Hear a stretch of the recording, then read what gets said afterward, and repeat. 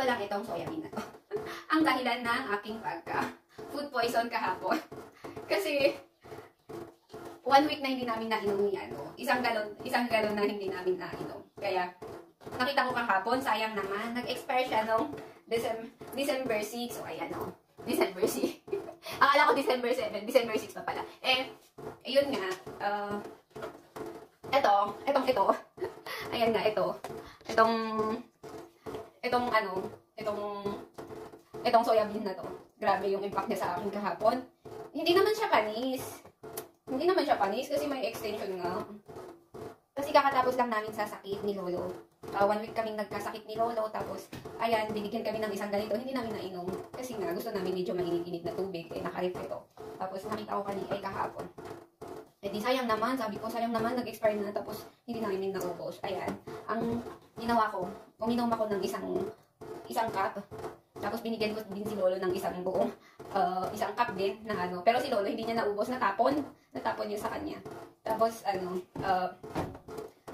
nung pagkainom ko ng mga lunch na yon, parang something na may sumakit sa ko. Kasi hindi ako sanay na uminom na malamig na tubig siguro. Yun yung isang dahilan.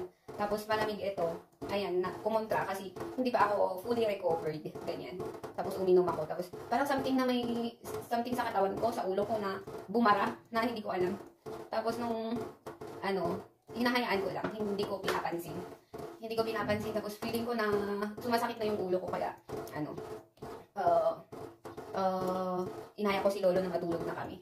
Tapos mga bandang 3:00, tumawag yung kaibigan ko na si Sheng. Tapos hindi ko pinapansin kasi masakit na yung ulo ko na hindi ko na tapos maya sige na nga. Parang naawa ako sa kanya kasi edi tumangon ako. Tapos tinambayan ko yung kaibigan ko sa Pagkatapos noon na parang doon na nagsisimula na hindi, ang akala ko radiation ng lapi. Tapos nasi-CR ako, ganoon edi nagsi-CR na ako nung time na yun. Tapos, yung pawis ko, nagsilabasan na nilalamig na ako.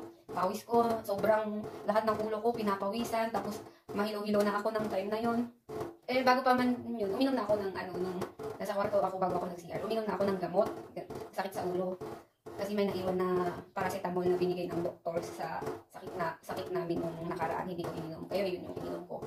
Tapos yun, yung pawis ko sobrang, kala mo kung yung malamig na, ang lamig-lamig yung feeling ko nung time na yun, pero pinapawisan ako. Tapos, hindi ko maintindihan yung feeling ko na sobrang sakit ng ulo ko, na bigla talagang sumakit yung ulo ko, na hindi naman ganun nung time na nagkasakit kami ni Lolo. Hindi ganun. Talagang sobrang yung ulo ko is nagbug.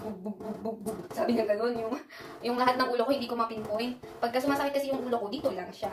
Dito lang, na alam kong dito lang yung sumasakit sa ulo ko. Pero nung kahapon, grabe na yung lahat ng ulo mo, bug. Sabi niya gano'n, hindi ko ma-explain. Tapos, nahiga ako, pagkatapos kong mag-CR, nahiga ako, pero hindi ko, kasi sa sobrang sakit ng bumangon ulit ako, uminom ng tubig, ayun, nagsusuka na ako, ganyan. Tapos, pagkatapos kong isuka yung mga kinain ko, ayun, tapos uminom ulit ako ng tubig. Tapos, ayan, balik higa. Tapos, pagkuha ko ng cellphone ko, kasi hindi ko na alam yung kung anong gagawin ko. Kinuha ko yung cellphone ko, saktong naka-open yung messenger ng kaibigan ko, si Sheng, ayun. Minessage ko na siya, sabi ko, nahilo ako, masakit yung ulo ko, nagsuka pa ako, ganyan. Ayun, dali-dali siyang tumawag sa akin, sabi niya, ano? Sabi niya, nilabutan ako sa'yo, ayan. Tapos yun, sabi niya, punta daw ako sa doktor, hindi ko, dalawa ka lang kami ni Lolo. Tapos, sabi niya, tawag daw ako ng 911.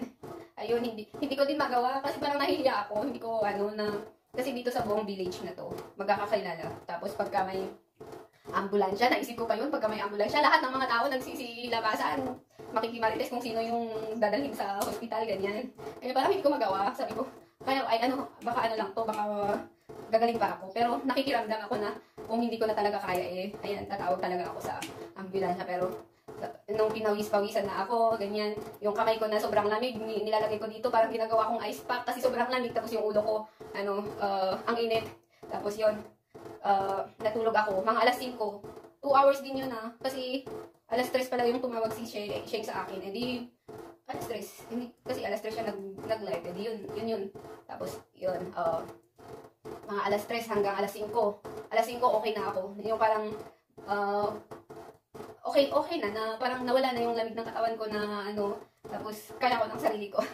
So, grabe, nag-alala pa si lolo ko sa akin kasi umiiyak talaga ako kasi hindi ko alam yung kung ano talaga yung nararamdaman ko that time. Hindi ko pa masabi na bakit ganun.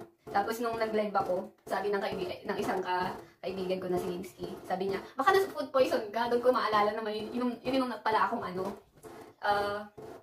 eto yun. Kasi ayan, December 6 pa pala, akala ko December 7. Eh, syempre, December 8 kahapon. Tapos, syempre, inisip ko, may extension pa yung, pag mga ganito, may extension pa siya. Kaya sabi ko, pwede pa to, hindi pa naman panis. Kasi tinikman ko, hindi naman panis. Ayun na. Siguro, sa lamig din nito. Tapos, hindi kami sanay na uminom ng malamig. Ganyan. Tapos, yun. Doon siguro, nagkahalo-halo. Tapos, galing pa sa sakit. Ayan. Sobrang yun, second call tong naramdaman kasi nung meron din time na nagkasakit ako nung 2019. May ganyan din factor kasi galing ako sa Pilipinas, nagkasakit ako doon. Tapos kinabukasan flight ko. Tapos pagdating ko dito, after 1 week ulit, ganun. Yun, naramdaman ko ulit yung ganun. Pero nung time na yun, iba naman yung yung tiyan ko naman yung sumakit na sobrang sakit dito sa tiyan ko.